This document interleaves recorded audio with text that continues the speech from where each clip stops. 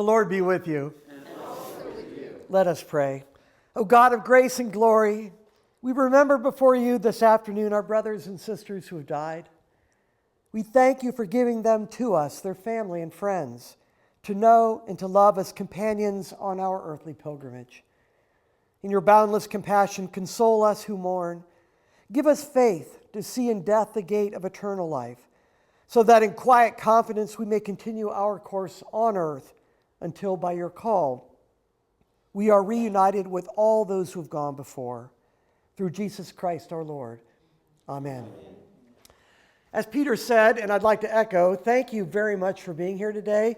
We're in competition. It's not only Sunday afternoon, but it's a beautiful Sunday afternoon. And you're inside with me talking about death. I hope that you're going to find this useful. I hope you find it fascinating. I hope you find it fun, believe it or not. And before I go on, I'd like to say just a little bit more about myself. You can call me Charlie, please. And I've been the associate rector at Church of the Redeemer for over 13 years now. I've been a priest for almost 30, and before that, as we were saying earlier, I taught high school in Tip City, just north of Dayton. And I've done this program many, many times, and what people usually want to know right off at the top is why I became interested in that. So I'm going to just tell you briefly how I came to be interested in the topic of last things. And it began, quite frankly, while I was teaching high school. One October day, I was helping the basketball coach and the team run through their formations, and someone came in and said, "You need to call home right away." I called home right away, and my mother told me that my dad had been taken to Kettering Hospital in Dayton, and I needed to go there. It was very serious. I got in my car, arrived right before the ambulance did. I walked in, and the first thing the doctor said to me was, "Your father is not going to live through the night." He was 52 years old. Unfortunately, he did live through the night because he was put on a ventilator, which we would not have done if we knew then what we know now. But he was on a ventilator for 3 months, taken off the vent, and then had a trach tube through which he breathed through another 3 months, and then he died. And this was really the first time in my life that I was face to face with the mystery of death.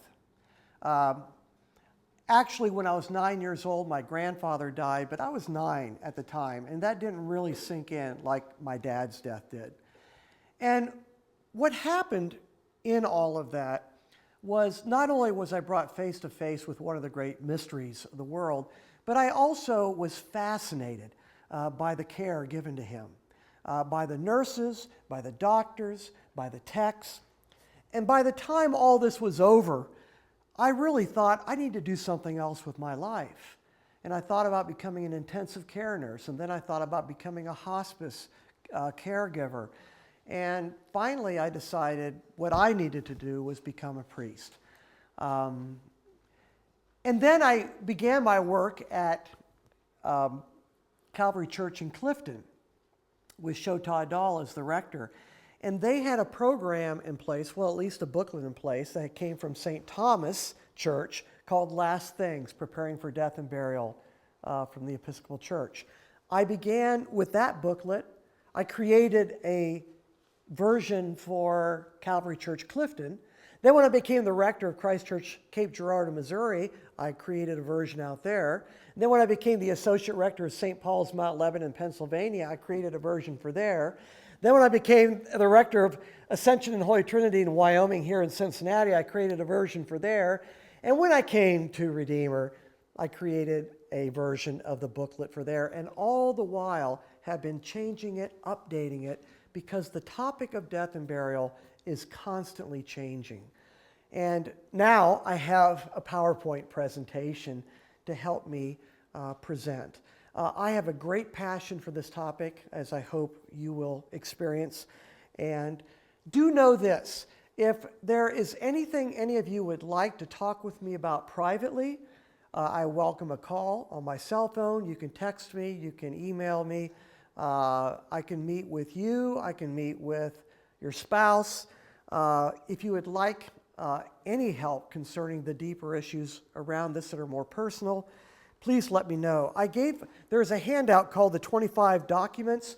On the back of that are some other resources, including my contact information. So please be willing to call me if necessary.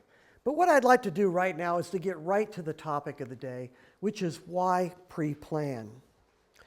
And since I was a history teacher, I often will use a historical story to kind of get me into the program. So I'd like to begin with this guy, Benjamin Franklin, in the year 1789. 1789 was a pivotal year in both the United States and in the Episcopal Church. In 1789, the first Episcopal American Book of Common Prayer was ratified. But also in 1789, the United States Constitution was ratified. And so we began the great experiment called the United States of America. And in 1789, Ben Franklin wrote to one of his closest friends in the world, and he was thinking about this new experiment we were having, and he was wondering, was it going to work? Was it going to fail? How would it end up? And then he said that famous quote of his, but in this world, nothing can be said to be certain except for all right, death and taxes. Now, Ben, as smart as he was only half right, because not everybody pays taxes. That's an entirely different program. But death is certain, in spite of what another famous or infamous American said, "I'm not afraid of death, I just don't want to be there when it happens." Well, death is inevitable for each and every one of us, and we're going to be there when it happens. And yet, despite its inevitability and its certainty, whether we consider our own death or the death of people we love, the time of death is nearly always experienced as a time of crisis, to one degree or another. For each one of us who lives on, the death of a loved one is a painful and traumatic experience, an event that changes the landscape of our life for the rest of our life. Now, most of us, as I look around this room, are what I would call seasoned human beings. And so I don't need to really tell you this. These are things you already know. Because I imagine every one of you here has had multiple experiences that are intense and personal about death. And so you know, as well as I do, that the intensity of the crisis at the time of death is influenced by many factors. And those factors include how close we were to that person. I went to a funeral on Friday in Indianapolis. It was my wife's aunt. I met her once a long time ago. So as I sat there during the funeral, I was not feeling a whole lot of pain or grief. But those around me were crying and suffering because her death was going to leave a fabric in the whole of their lives that would never be mended. And they loved her so, and the stories were so endearing. So it was a different experience for me than it was for them. It is so different to bury a person who is in your blood kin compared to somebody who is a distant relative. So that has a lot to do with how much of a crisis the death is. A second factor bearing on the intensity of the crisis at the time of death is how dependent we were on that person. And that dependency can take many forms. It can be a social dependency, a financial dependency, a psychological dependency, Just the other day, I was having lunch with a dear friend of mine whose husband had done all the bill paying. Suddenly, she was doing all the bill paying. Not only did she find out about bills she had never heard of and known about, but there were bills to be paid that she didn't know needed to be paid. She did not have access to that information. And not only that, he was the primary breadwinner in the family. And so she found herself paying multiple bills, facing decisions she didn't know what the solutions were to those problems, and she had less resources to deal with. And so that had a huge impact on the crisis that she was feeling inside. The circumstances of death.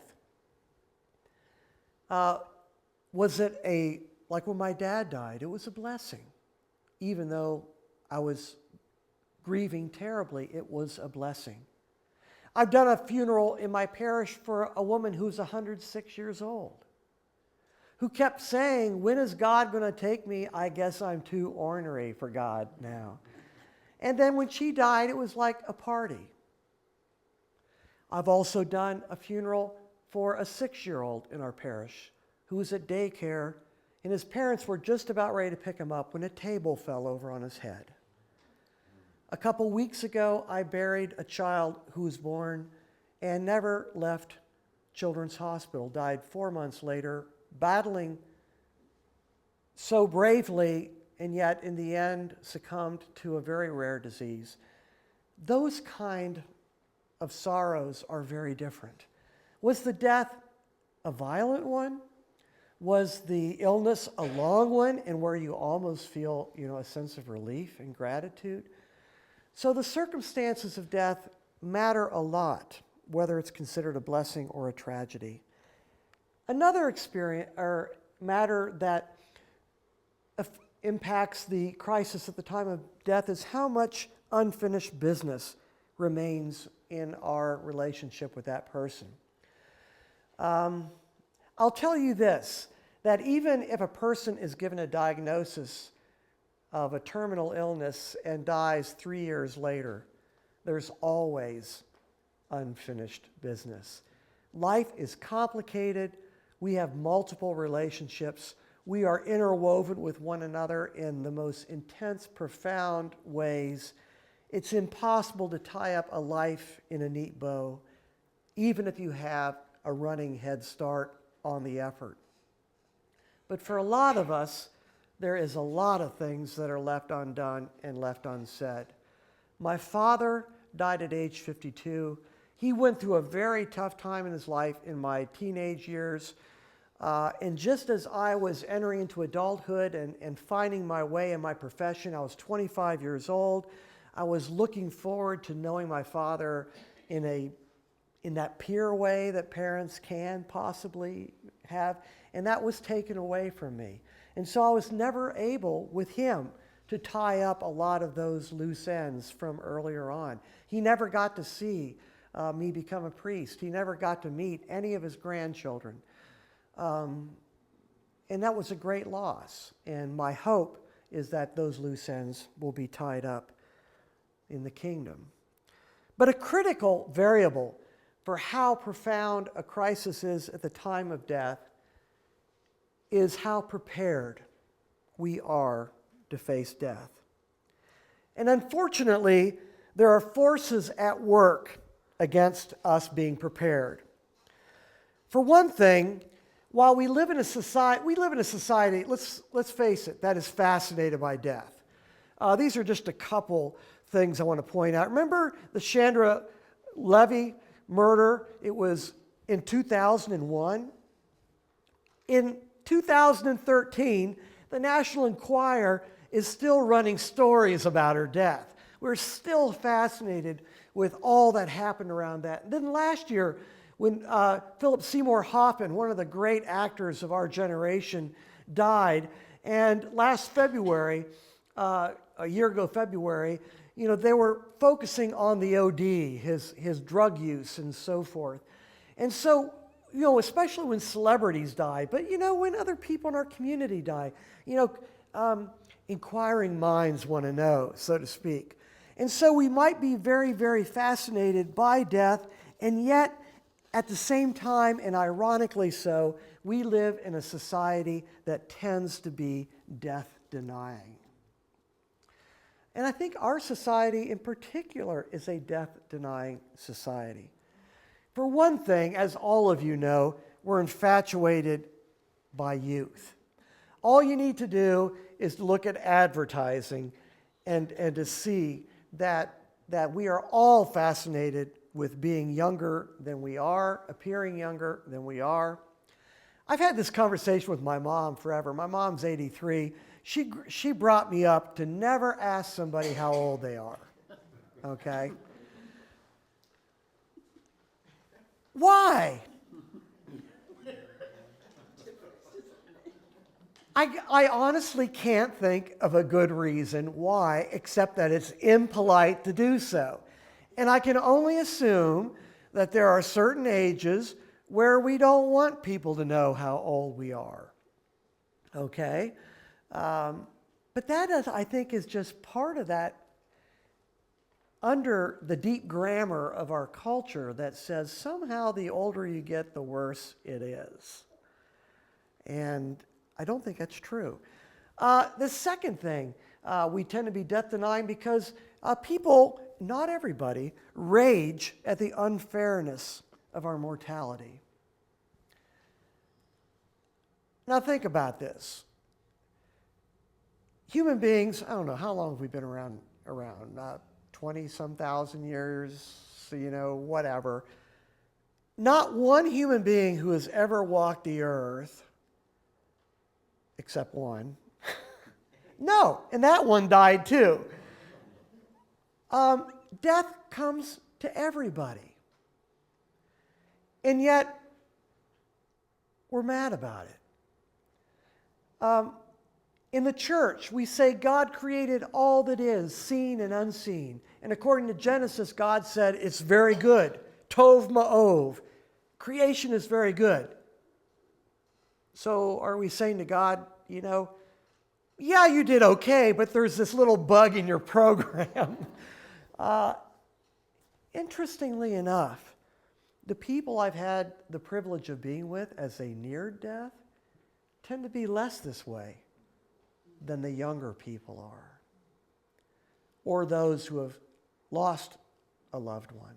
But those who themselves are facing death almost always do it with a sense of braveness and dignity, and a sense that, this is the next stage in my life.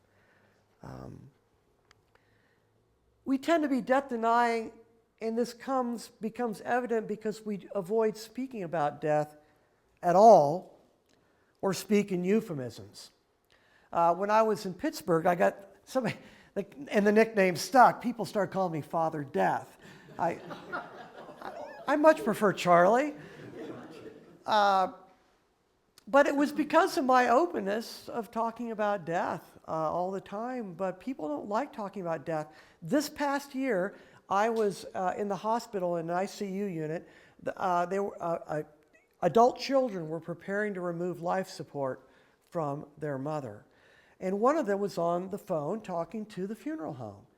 And he got off the phone, he says, "Man, those people need a lesson in how to deal with people."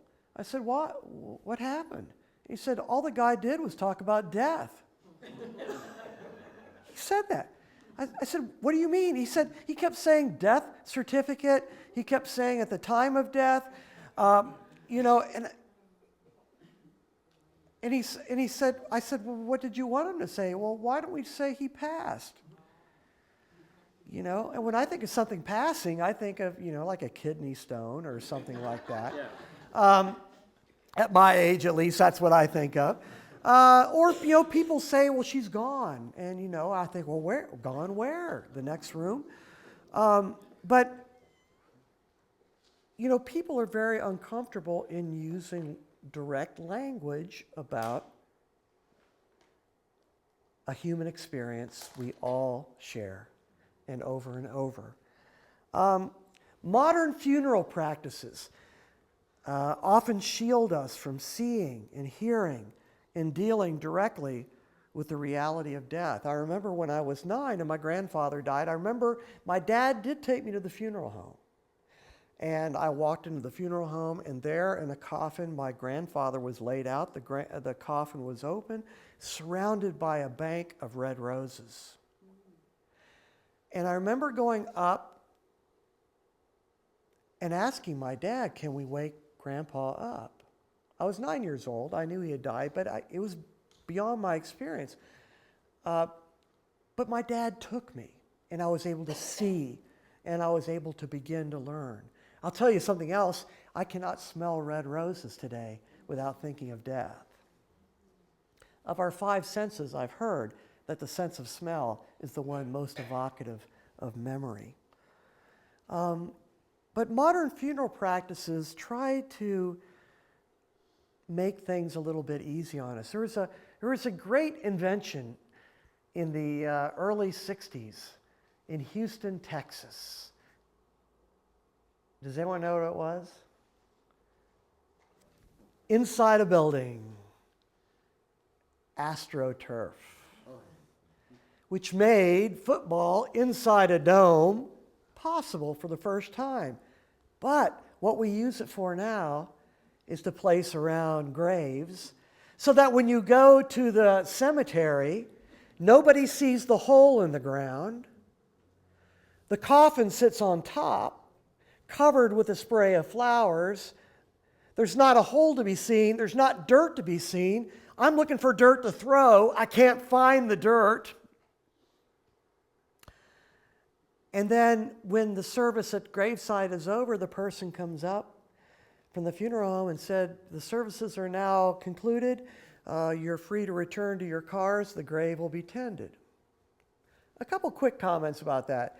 When I was in Cape Girardeau, Missouri, one of the matriarchs of my parish said, don't you ever leave me sitting on top there at the grave, because they're going to dump me out and reuse the coffin.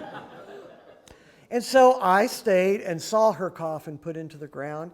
And you know what else? In the earliest prayer books, when a committal was said at graveside, it was said, and the rubrics will say this, 1789, 1892, I'm not sure about 1928, as the coffin is lowered into the ground, what will the family do? Throw dirt on top of the coffin on their loved ones. We don't do that today. We can do that today, but we don't do that today. Today, a backhoe does that, but you can stay and watch, and you can also put some dirt on if you would like. I once did a funeral with Bishop Thompson, and he taught me something that was really great. Usually when I went to the graveside, ashes to ashes, dust to dust, and you throw and you kind of tenderly throw Well, when Bishop Thompson was there, he took some dirt and he went wham, wham, and it reverberated in the coffin and all around, and it woke us up to the power of that symbol. That remember that you are dust, and to dust you shall return, that we've heard for years on Ash Wednesday. And now is the reality we face at the grave, if we can do that. I remember, and this is where I might go over my hour when I start to go into my stories, but in Cape Girardeau, Missouri, I was rector for about 1 week when I got a call from the Episcopal Church 45 miles to the south that there was somebody that needed to be buried, and her name was Julia Sykes. And I say that because that was the town of Sykeston. And so I show up. 2 things happen that are memorable in that funeral. One is a grandson meets me at the door, and the first thing he says to me is, "Don't act like you know her." Which is, I'm not dumb, but I appreciated his candor. Second, I told the funeral home, when there were cremains, I said, when we're there I need to have everything open and a pile of dirt nearby. When I got there, the AstroTurf was all around it. There was a big thing on top of it. The cremains were on top of that. There were flowers on the cremains. The family was getting out of their car. I said, "Take that off, please." They were not happy, but I placed the cremains in the ground. I threw in the dirt. When I left, the funeral home person came up to me and said, "At least we care about the feelings of the family." What I'm suggesting to you today is that if we really care about the feelings of the family, that we will be honest and transparent and open and unafraid of death and all that surrounds it. It's the fear of that, it's the discomfort with that that keeps us from doing the pre-planning that we do need to do. Just a couple pictures I like.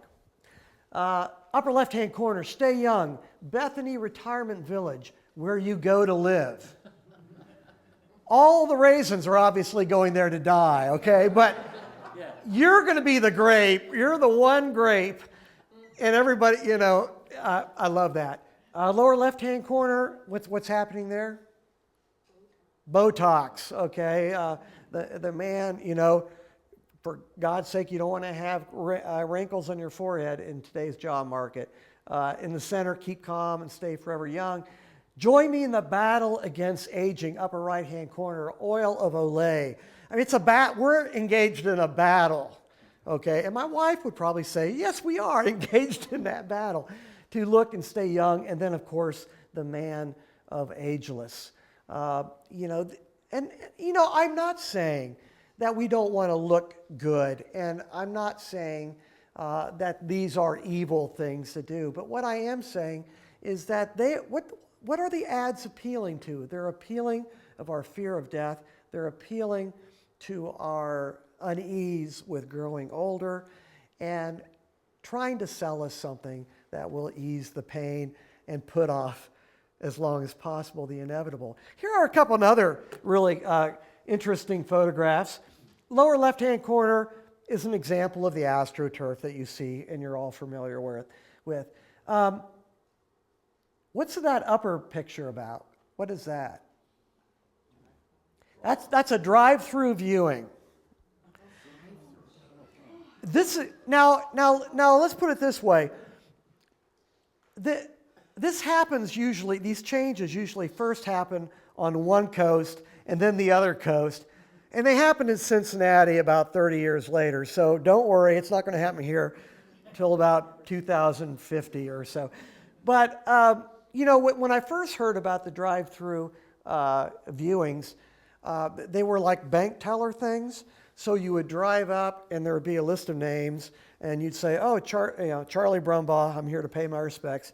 So you punch my button and then like a 10, 15 second video of me laying in my coffin, lying in my coffin, appears on the screen and you look at it and then you drive off or you punch it again for another 10 or 20 seconds. But this was a new thing where the body is placed in a glassed-in area so you can drive by in your car and see the loved one and then drive on. Now, I know we're busy. But I think, doesn't this create, it's like, I want to pay my respects, but I don't want to get too close to death. Oddly enough, in the lower right-hand corner, the guy with the hood on his head is dead. He was a boxer in his 20s. He died. And so their idea was to, first of all, do what morticians do, then put him in his boxing outfit. And then when they had the place for the visitation, they created it so it was like a little ring, boxing ring. And what happens there is that everybody came to get their photos taken with their friend. In a way, we're getting close to death, but in another way, we're distancing at the same time. And if you start doing Google searches online, you will see so many new, interesting, sometimes disturbing, sometimes compelling things about how we're denying death or embracing death. most recently, last week, there was an article in the New York Times. You've heard of green burials, where we don't bother with vaults and coffins and formaldehyde and all that. We just bury a loved one in the dirt like they have for 20,000 years and then put stones. Well, now in New York City, there is a project where they're working on composting human beings. Which apparently yields a cubic yard of compost. The composters at Redeemer are very excited by this. I'll tell you about that. But let me say a little bit about fighting back against the death-denying culture. And the person who really began to help us do that was Dr. Elizabeth Kubler-Ross. When she began her groundbreaking study on the phenomenon of death and dying, and she's also the person who helped us begin to understand the, quote, stages of grief, unquote, and which is very helpful to us. I don't really have the time to go into that now. But in the mid to late 1960s, when she first visited a hospital to begin her work, she said, "I want to interview dying patients." And she was told, "There are no dying patients here." Which is to say, from their point of view, patients were only being treated. They were not dying. Now, obviously, the medical profession has been growing enormously in recent years. Last year, the publication of Dr. Atul Gawande's Being Mortal, I don't know if any of you have read that. It's been on the bestseller in the New York Times bestseller list for over a year now, I believe. It's called Being Mortal, Medicine and What Matters in the End. So the medical community is grappling with death in the hospice movement, of course, in wonderful new ways. But still, we live in a death-denying society. In our culture, also contributing to all this, is the fact that many people have little hands-on experience in dealing with the phenomenon of death. And so as a result, basic understandings and skills are being lost. People are dying later and later in life. I can't remember the demographic specifics, but at the turn of the 20th century, the average lifespan in the United States was in the late 40s. Now, it's what? Late 70s, moving towards 80. So people are dying later and later in life, and so thinking about death that happens so far away, it's like it's the last thing on your to-do list.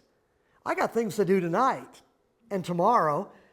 I don't have time to talk about my death, which probably is going to be at age 75 or 80. Of course, we don't know that.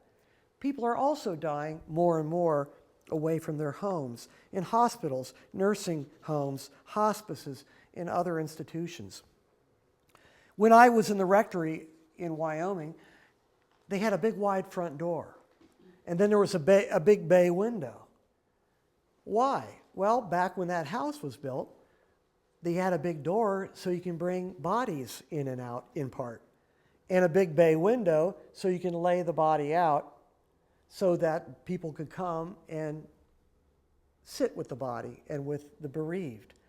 But my dad died in the hospital in Greenville, Ohio, and I got the call when I was teaching high school. I mean, and that wasn't that far away, but it was far away. It wasn't in the home. People are geographically far away from their loved ones. My wife and I have a blended family of 6 children between the ages of 21 and 29. My 2 boys, live in New York City and Denver. And so should something happen to me, they will be far away.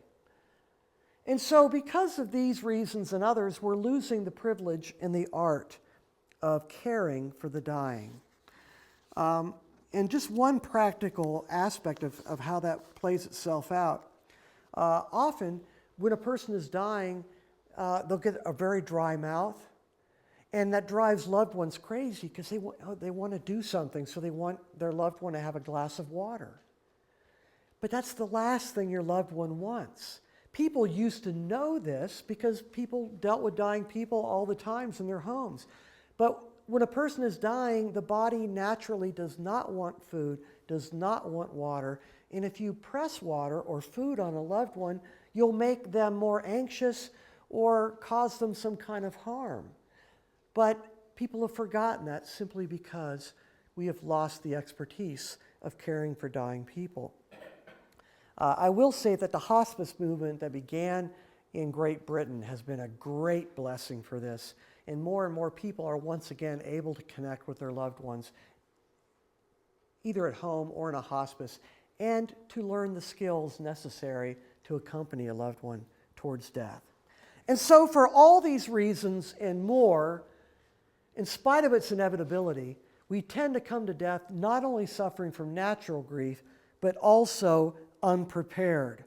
And this is so different from all the other transitions in our lives. Baptisms, we plan them. Confirmation, we go through confirmation class. Weddings, good Lord, we start years in advance. I've had people come to me and say, I'd like to get married in November. And I say, great. And then they say, November of 2017. And I'm like, well, okay. If I'm still alive, I'll be happy to do your wedding. But our death, we do not prepare in a similar way to that great transition in our life. And because we don't, what happens? The crisis then deepens and becomes even more painful as we are forced to do what we don't want to do and to make decisions for which we have not planned. And the spiritual and the emotional and the financial repercussions can be immense.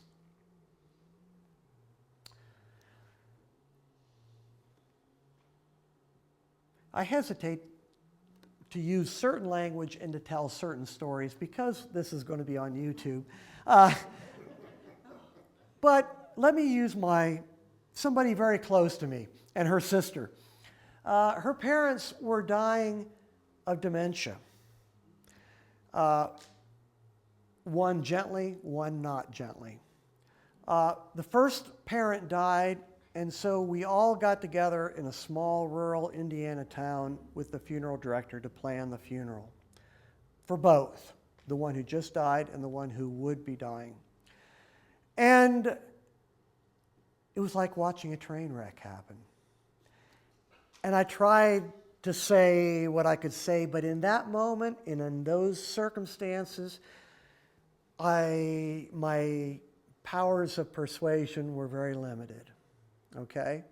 The cost of a full-fledged funeral in Hyde Park, where I serve in a church, is about $8,500 average.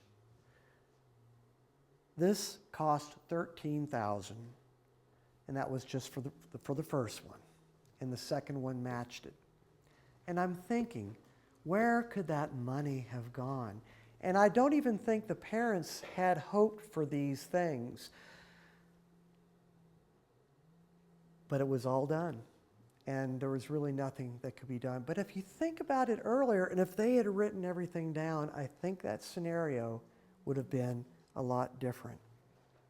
And so because of all these things I've been talking about, the time to think about death and to talk frankly with one another about it and to plan for it is now. Okay. Boy, if you didn't get that obvious answer, then I'd have to start over. While everybody, as I put it, is happy and healthy, instead of waiting for the moment of crisis. Or, as the Dalai Lama has said, as death appears to be inevitable, perhaps we should consider it now. By the way, the Dalai Lama and Archbishop Desmond Tutu are getting together to write a book about joy. That would be a book I would read. And to see those two old guys laughing together is just amazing. Let me go on from here. And I've already started by telling you, where my biases are. And now I want to have full disclosure here and be utterly transparent. When I talk about last things, preparing for death and burial from the Episcopal Church, in a 1-hour splash like I'm doing right now, or in a 5-week Lenten series, hour and a half each night, I have premises that I'm operating from. The first one is that grieving is natural and healing. Often in a sermon, I'll say something like, only the passage of time and the love we share with one another and the tender mercies of God will begin to smooth the rougher edges of our grief. Regardless of what the stages of grief might suggest to you or what well-meaning friends might say to you, you never get over the death of a loved one. That grief changes. My grief for my father is very different today. I don't cry anymore. You know, it was 34 years ago, my mother reminded me. But I still miss him. And I don't have any grandchildren yet, but when my first grandchild is born, I'll think of him in that way as well. But see, my grief for him has changed, and it still honors him because nobody can take his place. And grief is a way of honoring in addition to being a way of healing. Jesus himself grieved at the grave of his friend Lazarus.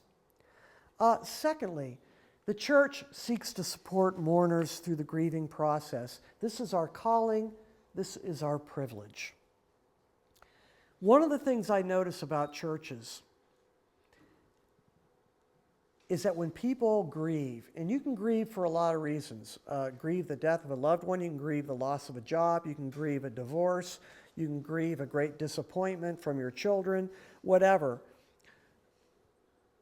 When people grieve, they often leave the church or they go away for a while. Now, I honor that. But people who are grieving often find it harder to be around the rest of us because we seem to be okay. We're all dressed up in our Sunday clothes. We got a smile on our face. We're saying hi to one another. Life is good, but their life has totally changed. And they feel uncomfortable coming.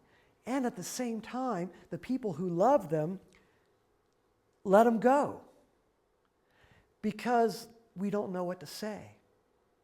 We don't want to say the wrong thing.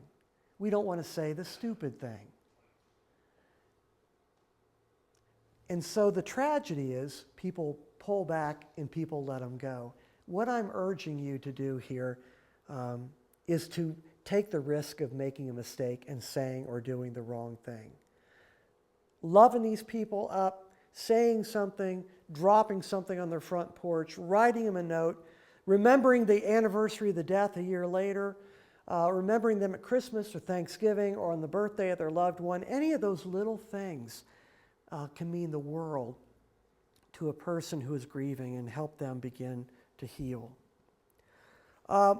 Planning for death, another premise, is that planning for death prepares us to face our own death and eases the crisis for our survivors. It's an interesting thing. I go over my burial plans at least once a year. I've got them on my computer. Unfortunately, it's in a WordPerfect program, which may be inaccessible soon. But you know, I think of a different hymn, or I change the place where I want my ashes thrown, or in one case, in my living will, I hand wrote in, give me morphine and Ativan. Morphine for my pain, Ativan for my anxiety. And I underlined it. I understand, by the way, that the living will in the state of Ohio and the durable medical power of attorney has just changed. Maybe it was the Ohio Bar Association that started this. And so I encourage you, if you have a living will, and you should, and a durable medical power of attorney, you should look at downloading the newest, and they promise simpler and more understandable form. But having prepared for our own death, Working my own burial plans has kind of brought me, it brings me joy. And it reminds me that I live a finite life and that out of dust I am made and to dust I shall return. But that, in a way, enlivens and deepens my life in the present. But I think maybe even more importantly is that this is a huge gift to those you love who will live on. And when death happens, particularly if it happens quickly and unexpectedly, they have got a million things to do, high pressure decisions to make, and the more information and help you can offer, the more this will ease the crisis for those you love. So consider it a gift of love, if nothing else. Another premise is that the rites and practices of death and burial should be both a comfort to survivors and a reflection of our understanding of death in the light of the gospel. I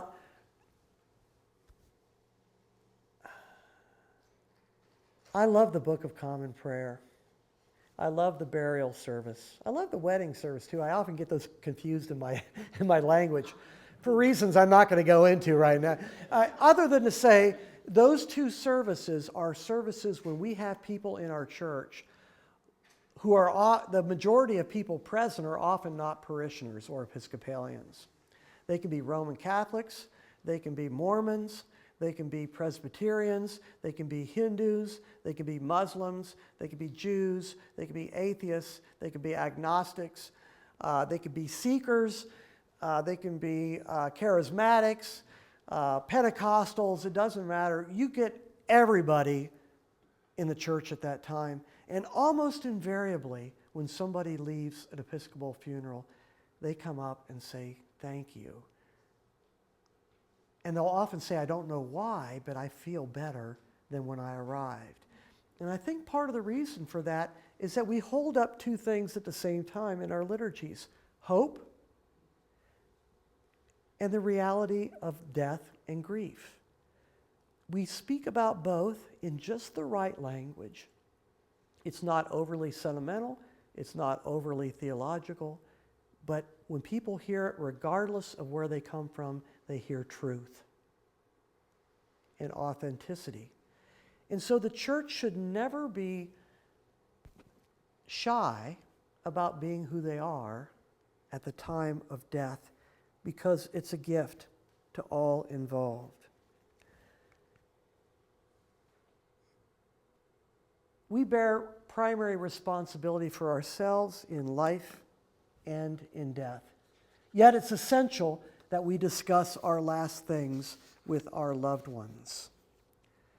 So you want to give your body to the University of Cincinnati Medical School. That's a good thing. Make sure your children are not surprised by that. Or your spouse thinks that you want to be buried in a coffin back in the hometown in Mississippi. Now she learns that you want to be buried, cremated, and have your ashes strewn in the Ohio River. Don't let these things be a surprise for your loved ones. So you bring them into the discussion, and the earlier you do that, the better. Now, I've tried to do that with my adult children. They're pretty unresponsive. If I text them, they'll respond. Recently, actually, they're starting to use the phone a little more. But I've sent them the whole thing about my death plans. I am pretty sure they have not looked at them. But I hope that they put them somewhere so that when the time comes. But see, it's important to me, since they live in New York City and in Denver, I want immediate cremation. Well, what happens if they want to see my body? And they may not know that until the moment. I mean, so we never know. None of this is foolproof. But if I can talk about that with them ahead of time, then perhaps we can make some decisions together. Okay, here's a picture of a wedding. This is a royal wedding, obviously. I'm not an Anglophile. I can't remember. Who is that with the bald head that just got married? William. Married Kate? Okay. That's them. They got married, and it's like planning D-Day. The amount of planning that goes into that is enormous, okay? And so it is even in our Episcopal congregations. The planning of a wedding is enormous. And it helps in all that chaos to know where you're going. So when I do a wedding rehearsal, I begin with everybody standing in front of the altar where they're going to be at the end of the procession. I got the bride, I got the groom, maybe somebody giving the bride away, flower child, ring bearer, perhaps seated safely in the congregation by this point, bridesmaids, groomsmen, and I say, okay, here's the target. Now we're going to do the procession and get to this spot, okay? What is my target for you? To plan for your death and burial now. Now, I forgot to put my slide in here. I have at home a box I got at Office Depot. It's about this thin or thick. It contains places to put your folders. It's about this wide. It's about this tall. It's bright red. It's got a little clasp on it, and it's got all my stuff in it. It has my funeral plans. It has my financial information. It has my history. It has who to call. It has who I want memorial gifts to go to. I think the only thing I own that my boys want is a ring and maybe a motorcycle, but I've got that in there. My divorce papers from my first marriage, all my insurance information, and recently a new addition is a hard copy of all my computer passwords. Because if I don't leave that behind, my wife will not be able to get into my computer and get all my photographs and all my other files. I did not hear you say that you had a copy of your obit. I do not have a copy of my obit, but I do have a kind of a bullet list biography. So, because I'm going to leave my obit, my story is not yet finished, and I want, what I did say in my funeral plans is that if someone wants to preach a sermon that speaks to the truth of my life, then that would be good. So I want, my wife will probably write the obit, but I put all the details in there that she needs to know. That is the framework for it. And then I'm going to let my wife and my boys decide if I'm a beloved husband or father or not. I know there are people who write their own obits, but I'm going to let that happen. I point that out because, well, particularly in my case, I didn't grow up here. Nobody knows where I came from or anything else. And I look at what the Inquirer puts in it for bits, and they are horrible. Yeah. I've got other words I could do. Yeah. So many, they of course charge it by the word, and I've never seen how many beloveds you can get in there and what the charge is per beloved. Beloveds are more expensive than the other words. No, I'm just kidding. Two things about that. One, the little obits that you see are very expensive. And the funeral home has people that will take your information and put those into written form if you don't do it yourself. Those big stories that are in the paper, those are free. Well, I agree. Lives remembered. Those are free because they're news stories. In other words, if you're a prominent person, then the paper will put a whole big story about you and your picture in there for free because you're a news story. If someone else dies who's more important than you, then you're booted off that section and back to the little section. But yes, there are good reasons to do that in your case. And if you move to another part of the country, or if you don't have family around, or there are a lot of reasons you might want to modify these plans to fit your own personal situation, then you would do that. But if I get in an auto accident on my way back to Columbia, Tusculum today, my wife will go into the basement, open up the file cabinet, and there will be my box. And she'll take the box out, and all these things will be right there for her to take out. It will not make grief go away, and there will still be decisions to make that I have not even foreseen, and she may decide to do a couple things differently than I suggest. I've often said the dead should not tyrannize the living. And so if there's a good reason for me to be put in a refrigerator for a couple days so my boys can come home and see me, then let that happen. And they should make that call. But that is the goal, the target that I want all of you to do. And so this might be a little bit hard for you to do because normally I give you the to-do list after doing the full Monty, so to speak. But here is what I think is the basics for every person to do, planning their own death and burial. And I would suggest that this would be a great thing to do during the season of Easter.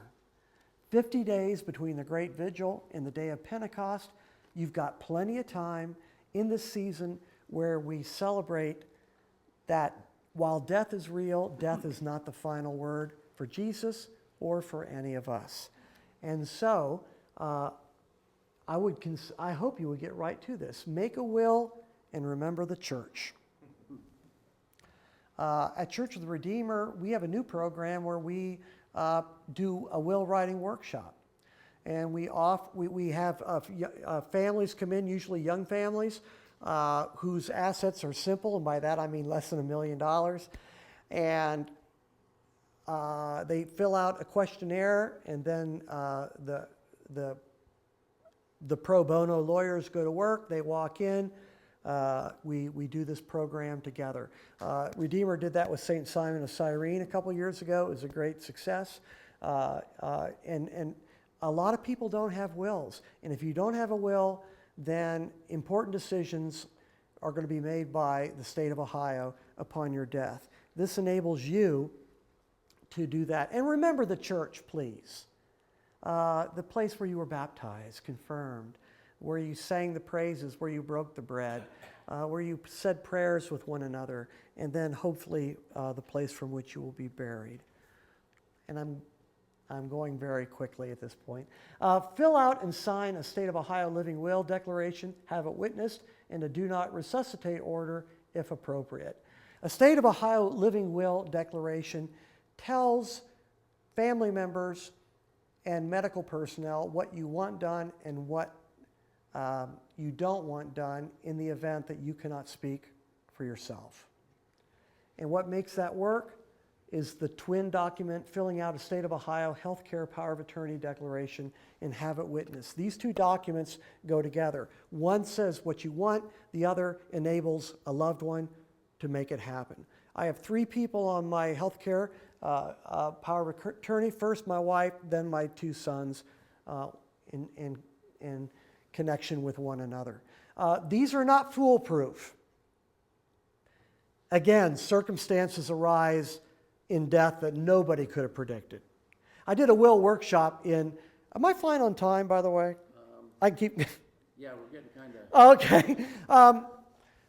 I did a will workshop at Christ Hospital some years ago, and they had the strange ethical problem where there was a guy in life support, and they were deciding whether to keep him on life support or to remove life support. Okay? There was a certain thing in the divorce papers, a date concerning, let's put it this way, one of his ex-wife would have benefited had he remained on the ventilator, and his new wife would have benefited if he was taken off the ventilator. And so they're there, he's laying there, and now that is admittedly an unusual circumstance, okay? But you can never predict. You could be in the middle of nowhere and not have these papers with you, and maybe something will happen before you have a chance to present your papers. There's a lot of things that can happen in life and in death. This is one of the biggest things I would like people to do. Now, I'm not sure. I'm assuming that St. Barnabas has or is preparing their own version of a burial form. If you don't have one, Forward Movement Publications has one. Episcopal Retirement Homes has one. If you send me an email, I'll send you Redeemers in a Word file. And you can delete Redeemer and put in St. Barnabas. And if you weren't a veteran, you can delete all the veteran parts. And if you're partnered with somebody, you can delete all the male-female parts. Or if you're going to be cremated, you can delete all the coffin and vault parts. And you can make that file your own. That's what I've done. And so I go in every year or so and just make a few changes on the file, click, print it out again, it's done. Fill out a burial instruction form, and I usually say share that with your loved ones, and as appropriate, your legal representation, the church, whatever. At Redeemer, we have a lot of people's burial forms on file. So when they die, I go right to the file, pull it up, and find out, they did this 20 years ago, but this is the music they wanted. It's good to know. Store all documents in a safe, visible place among your household records and make copies or partial copies of them available for others as appropriate. Those are the things at minimum you should do.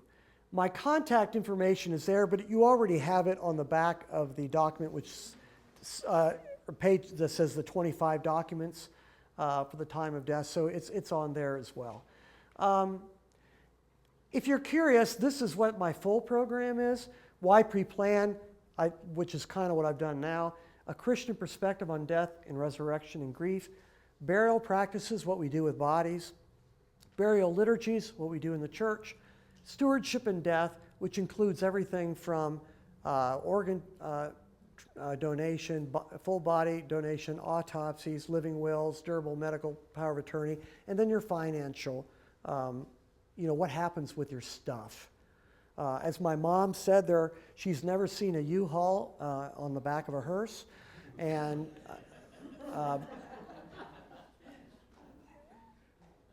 so you can't take it with you, in short. Okay, I'd like to say a prayer, and then after the prayer, we will do a little bit of Q&A together, if you would have it. The Lord be with you. Let us pray this prayer together. O God, who by the glorious resurrection of your Son, Jesus Christ, destroyed death and brought life and immortality to light, grant that we who have been raised with him may abide in his presence and rejoice in the hope of eternal glory. Through Jesus Christ our Lord, to whom with you and the Holy Spirit be dominion and praise forever and ever. Amen. Thank you for having me here today.